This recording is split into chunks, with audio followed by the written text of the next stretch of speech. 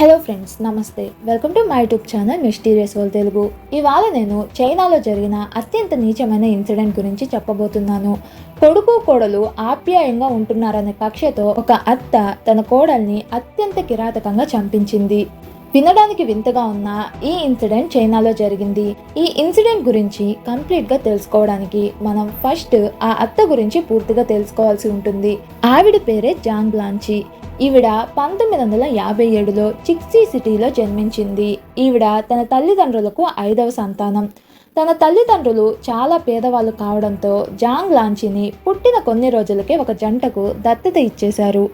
జాంగ్ను దత్తత తీసుకున్న జంటకు ఎలాంటి సంతానం లేకపోవడంతో జాంగ్ను చాలా ప్రేమగా చూసుకునేవారు, చక్కగా చదివించారు. కానీ జాంగ్ స్కూల్కి వెళ్తున్న టైంలో తన తోటి క్లాస్మేట్స్ జాంగ్ వెనక ఏవేవో మాట్లాడుకోవడం జాంగ్ వింది. తన ఫ్రెండ్స్ ద్వారా జాంగ్ను తన కన్న తల్లిదండ్రులు వదిలేశారని తెలుసుకున్న జాంగ్ చాలా ఇన్సెక్యూర్డ్గా ఫీల్ అయ్యింది. మా అమ్మ నాన్నలకు నేను ఇష్టం లేకే నన్ను ఇచ్చేశారేమో అని బాధపడేది. ఇక తనను దత్తత తీసుకున్న తల్లిదండ్రులు మాత్రం జాంగ్ను సొంత కూతురులాగే ప్రేమగా చూస్తూ కెరియర్లో తను స్థిరపడాలని జాబ్ కూడా ఇప్పించారు. అక్కడ కొన్ని ఇయర్స్ వర్క్ చేసిన తర్వాత జాంగ్కు వూ జియాలి అనే పర్సన్ పరిచయం అయ్యాడు. ఒకరికొకరు బాగా నచ్చడంతో పెళ్లి కూడా చేసుకున్నారు. 1982లో జాంగ్ అండ్ వూ జియాలకు వూ డాంగ్ అనే బాబు కూడా జన్మించాడు. ఇక జాంగ్ ఇంటి పనుల్లోనూ బాబు పనుల్లోనూ బిజీ కాగా వూ జియాలీకి ప్రమోషన్ వచ్చి మేనేజర్ అయ్యాడు. దీంతో అతను కూడా వర్క్లో చాలా బిజీ అయ్యి ఇంటిలో చాలా తక్కువ టైం స్పెండ్ చేస్తూ వచ్చాడు. ఇది జాంగ్కు అస్సలు నచ్చేది కాదు. కానీ వూ జియాలీ నా వర్క్ చాలా హెవీగా ఉందని, తప్పనిసరి పరిస్థితుల్లోనే నేను ఆఫీస్లో ఎక్కువ టైం స్పెండ్ చేస్తున్నా అని సర్ది చెప్తూ వచ్చేవాడు. కానీ వూ జియాలీకి ఒక అమ్మాయితో అఫైర్ ఉందని జాంగ్కి తెలియడంతో చాలా బాధపడింది. ప్రాక్టికల్గా ఆలోచించి తన హస్బెండ్ నుంచి డైవర్స్ తీసుకోలేదు, కానీ వూ జియాలీ నుంచి సపరేట్గా ఉంటూ వచ్చింది. దీంతో జాంగ్ పూర్తి కాన్సన్ట్రేషన్ మొత్తం వూ డాంగ్ మీదే ఉండేది. తన కొడుక్కి తన భర్తకి ఉన్న రిలేషన్ని జాంగ్ పూర్తిగా దూరం చేసేసింది. చివరికి వూ జియాలీ తెచ్చిన బొమ్మలతో కూడా వూ డాంగ్ను ఆడుకొనిచ్చేది కాదు. సీక్రెట్గా వూ జియాలీ వూ డాంగ్ను కలిసినా కూడా చాలా పెద్ద గొడవ చేసి కొడుకును ఎమోషనల్గా బ్లాక్మెయిల్ చేసి తన కంట్రోల్లో పెట్టుకునేది జాంగ్. ఇలా తన తల్లి ఏం చెప్తే అలా, ఎలా చెప్తే అలా చేస్తూనే వూ డాంగ్ పెద్దవాడయ్యాడు. వూ డాంగ్ తన స్టడీస్ని పూర్తి చేశాక ఒక గవర్నమెంట్ జాబ్ తెచ్చుకున్నాడు. వాళ్ళు ఉంటున్న ఏరియాలోనే ఒక మంచి అపార్ట్మెంట్ను వూ డాంగ్ అండ్ జాంగ్ కొనుక్కొని షిఫ్ట్ అయ్యారు. ఇక వూ డాంగ్కు పెళ్లి చేయాలని డిసైడ్ అయిన జాంగ్ తెలిసిన సంబంధాలుంటే చెప్పమని తన ఫ్రెండ్స్ని, రిలేటివ్స్ని అడిగింది. కానీ వచ్చిన ప్రతి మ్యాచ్ని కనీసం తన కొడుక్కి కూడా చెప్పకుండా జాంగ్నే రిజెక్ట్ చేస్తూ ఉండేది. ఇంతలో వూ డాంగ్కు జావ్ యాంగ్ అనే సేమ్ ఏజ్ ఉన్న అమ్మాయి పరిచయం అయ్యింది. యాంగ్ చాలా అందంగా ఉంటుంది, చక్కగా చదువుకుని నర్స్గా కూడా వర్క్ చేస్తూ ఉంది. అంతేకాదు చాలా అర్థం చేసుకునే నేచర్ కలిగిన అమ్మాయి. దీంతో వూ డాంగ్కు తను చాలా బాగా నచ్చి డేట్ చేయడం స్టార్ట్ చేశాడు. ఒకరోజు యాంగ్ను తన తల్లికి పరిచయం చేయడానికి తన ఇంటికి తీసుకువెళ్ళాడు వూ డాంగ్. కానీ జాంగ్కు యాంగ్ అసలు ఏమాత్రం నచ్చలేదు.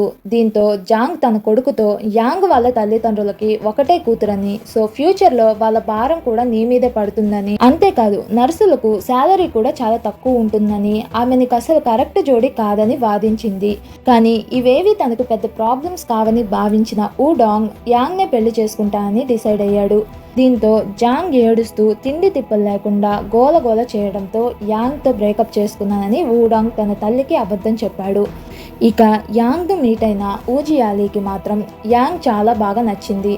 ఇలాంటి అమ్మాయితో నీ లైఫ్ చాలా బాగుంటుందని, తనను అస్సలు వదులుకోవద్దని వూ డాంగ్కు తన తండ్రి చెప్పాడు. ఇక వూ డాంగ్ మనసులో కూడా అదే ఫీలింగ్ ఉండడంతో కొన్ని రోజుల తర్వాత తన తల్లికి ఇష్టం లేకపోయినా సరే యాంగ్ను పెళ్లి చేసుకుని వేరే అపార్ట్మెంట్కు షిఫ్ట్ అయిపోయాడు వూ డాంగ్. దీంతో తన తల్లిదండ్రులు హస్బెండే కాదు, నా కొడుకు కూడా నన్ను వదిలేసి వెళ్ళిపోయాడు అని భావించిన జాంగ్ తనుంటున్న అపార్ట్మెంట్ని అమ్మేసి తన కొడుకు కోడలు ఉంటున్న ఫ్లాట్కి షిఫ్ట్ అయింది. యాంగ్ మాత్రం జాంగ్ను హోల్ హార్టెడ్గా రిసీవ్ చేసుకుంది. అప్పటికే వూ డాంగ్ అండ్ యాంగ్లకు ఒక కొడుకు కూడా జన్మించాడు. కానీ వెళ్ళిన నెక్స్ట్ డే నుంచే జాంగ్ తన బుద్ధిని ప్రదర్శించడం స్టార్ట్ చేసింది. కొడుకు ఇంట్లో లేని టైంలో కోడల్ని ఏదో ఒక సాకు పెట్టుకుని తిడుతూ చులకన చేస్తూ ఉండేది. కానీ యాంగ్ వీటిని ఎప్పుడూ వూ డాంగ్కు చెప్పేది కాదు, ఎందుకంటే తనను స్ట్రెస్ చేయకూడదని. ఇక రాను రాను తన తల్లి బిహేవియర్ వూడాంగ్కు కూడా నచ్చకుండా పోయింది. ఎప్పుడూ యాంగ్ని తిట్టడం, తన మీద కొడుక్కి కంప్లైంట్ చేయడంతో పాటు యాంగ్ అండ్ వూడాంగ్ తమ రూమ్లో ఉన్నప్పుడు డోర్ నాక్ చేయకుండా లోపలికి వెళ్ళిపోయేది. ఈ బిహేవియర్ నచ్చని వూడాంగ్ తన తల్లిని కరెక్ట్ చేయాలని చూసినా పెద్దగా యూజ్ లేకుండా పోయింది. యాంగ్ నర్సు కావడంతో నైట్ షిఫ్ట్లు ఎక్కువగా ఉండేవి. ఇక మార్నింగ్ తను వచ్చి తన పనులు పూర్తి చేసుకుని పడుకుండిపోయేది. దీంతో జాంగ్కు వూడాంగ్కు ఎక్కువ టైం స్పెండ్ చేయడానికి దొరికేది. చివరికి నైట్ కూడా బాబును చూసుకునే సాకుతో వూడాంగ్ రూమ్లోనే పడుకునేది జాంగ్. ఇదిలా ఉండగా యాంగ్కు నైట్ షిఫ్ట్ల కారణంగా హెల్త్ పాడవుతుందని గమనించిన యాంగ్ తల్లిదండ్రులు తమకున్న కనెక్షన్స్ ద్వారా యాంగ్కు ఓన్లీ మార్నింగ్ షిఫ్ట్స్ మాత్రమే ఉండేలా చేంజ్ చేపించారు. దీంతో యాంగ్ అండ్ వూడాంగ్లు ఎక్కువ టైం స్పెండ్ చేయడం, డిన్నర్ తర్వాత బాబుని తీసుకుని వాక్కి వెళ్ళడం, అప్పుడప్పుడు డేట్స్కి వెళ్ళడం చేస్తూ ఉండేవారు. ఇది నచ్చని జాంగ్ ఒకరోజు యాంగ్ పనిచేస్తున్న హాస్పిటల్కి వెళ్ళి యాంగ్కు ఓన్లీ నైట్ షిఫ్ట్స్ ఉండేలా చేంజ్ చేయమని కోరింది. కానీ హెడ్ నర్సు అందుకు ఒప్పుకోలేదు. పక్కనే ఉన్న యాంగ్ కొలీగ్స్ ఇది విని షాక్ అయ్యారు. ఇక విషయం యాంగ్ వరకు వెళ్లడంతో యాంగ్ ఈ విషయాన్ని తన పేరెంట్స్తో డిస్కస్ చేయగా యాంగ్ తల్లిదండ్రులు అలాంటి టాక్సిక్ పర్సన్తో నీ లైఫ్ హ్యాపీగా ఉండదని, త్వరగా అక్కడి నుంచి నీ బాబుని హస్బెండ్ని తీసుకుని వేరే ఫ్లాట్కి షిఫ్ట్ అవ్వమని సజెషన్ చేశారు. అప్పటికే యాంగ్ అండ్ వూడాంగ్లు దీని గురించి ఆలోచించినప్పటికీ ఇంకా వారు ఎలాంటి డెసిషన్ తీసుకోలేదు. ఒకరోజు జాంగ్ తన నైబర్స్తో పార్కులో కూర్చుని నా కోడలు నా కొడుకుని నా దగ్గర నుంచి పూర్తిగా దూరం చేసేసిందని, తనని నేను చంపేస్తానని చెప్పడంతో అక్కడున్న తన నైబర్స్ అలా మాట్లాడొద్దని, ఇలాంటివి అత్తాకోడళ్ల మధ్య సహజమే అని సర్ది చెప్పారు. యాంగ్కు హెల్త్ బాలేక ఒకరోజు హాస్పిటల్కి వెళ్లకుండా తన రూమ్లో డోర్ లాక్ చేసుకుని పడుకుంది. కానీ ఈ విషయం జాంగ్కు తెలియక తన మనవడితో యథావిధిగా తన పనులు తాను చేసుకుంటూ ఉంది. ఇంతలో అక్కడికి మనవడిని చూడ్డానికి ఊజియాలి వచ్చాడు. అతన్ని చూడగానే జాంగ్ చాలా సీరియస్ అయ్యి గొడవ చేయడం స్టార్ట్ చేసింది. ఆ హీట్ ఆఫ్ ఆర్గ్యుమెంట్లో ఊజియాలి కొన్ని మాటలు జాంగ్ గురించి అన్నాడు. అవేంటంటే, నువ్వొక ఈవెల్ ఉమెన్ అని, నీ తల్లిని నువ్వు చంపేశావని, నీలాంటి రాక్షసి ఈ ప్రపంచంలోనే ఉండదని. ఈ మాటలు అన్నీ కూడా యాంగ్ వింది. అదే విషయాన్ని తన తల్లిదండ్రులతో డిస్కస్ చేయగా వారు అస్సలు షాక్ అవ్వలేదు. ఈ విషయం మాకు ముందే తెలుసని చెప్పారు. నువ్వు వూడాంగ్ని పెళ్లి చేసుకుంటానని చెప్పినప్పుడే మేము అతని ఫ్యామిలీ గురించి ఎంక్వైరీ చేశామని, అప్పుడే మాకు ఈ విషయం తెలిసిందని, కానీ మేమప్పుడు దీన్ని అంత సీరియస్గా తీసుకోలేదని చెప్పుకొచ్చారు. అసలు ఏం జరిగిందంటే, జాంగ్ను దత్తత తీసుకున్న తండ్రి చనిపోయాక తన తల్లి ఆరోగ్యం బాగా పాడయ్యి ఆమె మంచానికే పరిమితమైంది. ఇక ఆమెను చూసుకునే వారెవరూ లేకపోవడంతో జాంగ్ తన తల్లిని ఇంటికి తీసుకుని వచ్చింది. జాంగ్ తల్లి ఉంటున్న రూమ్ నుంచి ఒక రకమైన దుర్వాసన వస్తుండడంతో ఊజియాలి ఇంట్లో సరిగ్గా భోంచేసేవాడు కాదు. దీంతో ఊజియాలి ఎక్కువ టైం బయటే గడిపి బయటే భోంచేసి వస్తూ ఉండేవాడు. ఆ తర్వాత ఆయనకి వేరే అమ్మాయితో అఫైర్ కూడా స్టార్ట్ అయింది. ఇవన్నీ గమనించిన జాంగ్ భర్తతో తన రిలేషన్ని మళ్ళీ ముందులా మార్చుకునేందుకు తన తల్లిని వేరొక రూమ్ రెంట్కి తీసుకుని అందులోకి మార్చింది. జాంగ్కు తన ఇంటితో పాటు తన తల్లిని కూడా చూసుకోవడం కష్టంగా అయింది. ఒకరోజు అనారోగ్యానికి గురైన తన తల్లికి ఏదో టాబ్లెట్స్ ఇవ్వడంతో ఆమె చనిపోయింది. కానీ ఈ విషయాన్ని జాంగ్ తన రిలేటివ్స్కి ఇన్ఫార్మ్ చేయకుండానే తల్లికి అంత్యక్రియలు పూర్తి చేయడంతో ఆమె మీద డౌట్ వచ్చిన తన రిలేటివ్స్ ఆమె మీద కేసు ఫైల్ చేయగా జాంగ్ కొన్ని రోజులు ఎక్కడికో పారిపోయింది. ఇక సరైన ఆధారాలు లేకపోవడంతో ఈ కేసు అంత పెద్ద ఇష్యూ కాలేదు. ఇక ఈ విషయం తెలుసుకున్న తర్వాత యాంగ్ వూడాంగ్తో ఇక్కడి నుంచి ఎక్కడికైనా షిఫ్ట్ అయిపోదామని, లేదా నాకు డైవర్స్ ఇచ్చేయమని ప్రెషర్ చేయడం స్టార్ట్ చేసింది. దీంతో వూడాంగ్ తమ దగ్గరున్న కొద్దిపాటి మనీతో ఒక ఓల్డ్ అపార్ట్మెంట్లోని ఫ్లాట్ని కొనుగోలు చేశాడు. అది చాలా పాత అపార్ట్మెంట్, అందులోనూ పెద్దగా సెక్యూరిటీ కూడా లేదు. ఈ విషయం తెలుసుకున్న జాంగ్ వూడాంగ్తో, నేను నిన్ను ఏం ఆశించకుండా కానీ పెంచి పెద్ద చేశానని, కానీ నువ్వు మాత్రం నీ భార్య కోసం నన్ను వదిలేసి వెళ్తున్నావని ఏడ్చింది. అంతేకాదు, మీరిక్కడి నుంచి వెళ్తే నేను సూసైడ్ చేసుకుంటా అని కూడా బెదిరించింది. కానీ ఈసారి మాత్రం ఈ బెదిరింపులకు వూడాంగ్ లొంగిపోలేదు. కానీ తన ఫ్లాట్ ని కొంచెం రెనోవేట్ చేశాక షిఫ్ట్ అవ్వాలని భావించి ఆ పనులు చూసుకుంటూ ఉన్నాడు. ఇక మళ్ళీ ఒక రోజున జాంగ్ పార్కులో కూర్చొని తన ఫ్రెండ్స్తో, నేను నా కోడల్ని ఎలాగైనా చంపేస్తాను అని చెప్పడం 23 ఏళ్ల వయసున్న జావ్ పింగ్ అనే పర్సన్ విన్నాడు. అతడు జాంగ్ దగ్గరికి వెళ్ళి, మీరు నిజంగానే మీ కోడల్ని చంపాలని అనుకుంటున్నారా అని అడగ్గా అందుకు జాంగ్ అవునని చెప్పింది.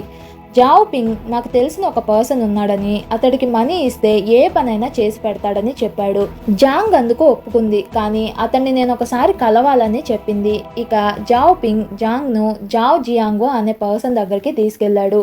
తన కోడల్ని చంపడానికి జావ్ జియాంగోతో బేరం కుదుర్చుకుంది. కానీ ఆవిడ జియాంగోని ఒకటే కోరింది. అదేంటంటే నా కోడలి చావు ఒక మర్డర్లా కాకుండా యాక్సిడెంట్లా కనిపించాలని చెప్పింది. జియాంగో ఎప్పటికప్పుడు కొత్త కొత్త ప్లాన్లు వేసుకొని జాంగ్ను అప్రోచ్ అవుతూ ఉండేవాడు. కానీ జాంగ్కు అవేవీ నచ్చేవి కాదు. ఇలా చేస్తే యాంగ్ది మర్డరే అని అందరికీ తెలిసిపోతుందని ఆమె భావించేది. ఇదిలా ఉండగా తన కొడుకైన వూడాంగ్ ఎప్పటికప్పుడు తన భార్యతో రకరకాల వెకేషన్స్ కి వెళ్తూ వాళ్ళు సరదాగా తీసుకున్న ఫొటోస్ అండ్ వీడియోస్ ని వీచాట్ లో పోస్ట్ చేస్తూ ఉండేవాడు. ఇవన్నీ చూస్తూ వచ్చిన జాంగ్ తన కొడుకు పూర్తిగా తన కోడలి వశమైపోయాడని, తన గురించి అస్సలు ఆలోచించట్లేదని, తను ఎక్కడికి వెళ్తున్నాడో ఏం చేస్తున్నాడో ఏవి తన తల్లికి ఇన్ఫార్మ్ చేయట్లేదని భావించింది. ఎలాగైనా తన కోడల్ని వీలైనంత తొందరగా చంపాలని జియాంగోకు అనుమతి ఇచ్చేసింది. ఇక జాంగ్ అనుమతి ఇవ్వడంతో జియాంగో ఒక రోజు యాంగ్ వర్క్ కు వెళ్తున్న టైంలో ఆమెను పక్కకు లాక్కెళ్లి పదే పదే కత్తితో పొడవగా యాంగ్ అక్కడికక్కడే కుప్పకూలిపోయింది. ఈ విషయాన్ని వూడాంగ్ కు అక్కడున్న అపార్ట్మెంట్ వాసులు తెలియచేశారు. ఇక పోలీసులు ప్రైమ్ సస్పెక్ట్ గా వూడాంగ్ ను అలాగే అతని తల్లి అయిన జాంగ్ ను చేర్చుకుని ఇంటరాగేషన్ స్టార్ట్ చేశారు. వూడాంగ్ కి తన భార్య అంటే ఎంతో ప్రేమ అని తెలుసుకున్న పోలీసులు తమ కాన్సన్ట్రేషన్ మొత్తం కూడా జాంగ్ మీదకి షిఫ్ట్ చేశారు. ఇక పోలీసులు తమ స్టైల్లో ఇంటరాగేట్ చేయడంతో జాంగ్ తను చేసిన తప్పుని ఒప్పుకోక తప్పలేదు. ఆ తర్వాత జాంగ్ ద్వారా జావ్ పింగ్ ని అలాగే జాంగ్ జియాంగోని పోలీసులు అరెస్ట్ చేశారు. అక్టోబర్ 24, 2016న ఈ కేసు కోర్టుకు వెళ్ళింది. జాంగ్కు డెత్ పెనాల్టీ విధించారు. అలాగే జావ్ జియాంగోకు కూడా డెత్ పెనాల్టీనే విధించారు. ఇక మధ్యవర్తి అయిన జావ్ పింగ్కి 8 ఏళ్ల జైలు శిక్ష విధించబడింది. చాలా మంది అత్తలు తమ కొడుక్కి పెళ్లి చేసిన తర్వాత కూడా తమ కొడుక్కి మేమే సర్వస్వం కావాలని భావిస్తూ ఉంటారు. కానీ ఒకప్పుడు ఈవిడే తన భర్త జీవితంలోకి వచ్చినప్పుడు తన భర్తకి తానే ప్రపంచం కావాలని భావిస్తుంది. కానీ కొడుకు మాత్రం తన కోడలికి ఇంపార్టెన్స్ ఇవ్వడం తట్టుకోలేకపోతుంది. భార్యాభర్తల మధ్య జరిగే చాలా రకాలైన గొడవలకి తల్లిదండ్రులు అలాగే అత్తమామలే కారణంగా ఉంటున్నారు. సో ఇప్పటికైనా అత్తమామలు మారి తమ వయసుకు తగ్గ మెచ్యూరిటీతో ఆలోచించి తమ కొడుకు కోడళ్ళ జీవితాలని నాశనం చేయకుండా ఉంటారని భావిస్తూ ఈ వీడియో ఇక్కడితో ఆపేస్తున్నాను. మీకు కనుక మన ఛానల్లో వీడియోస్ నచ్చినట్లయితే లైక్ చేయండి, షేర్ చేయండి, సబ్స్క్రైబ్ చేయండి. పక్కనే ఉన్న బెల్ ఐకాన్ నొక్కినట్లయితే నేను వీడియో పెట్టిన ప్రతిసారి మీకు నోటిఫికేషన్ వస్తుంది. Thank you for watching.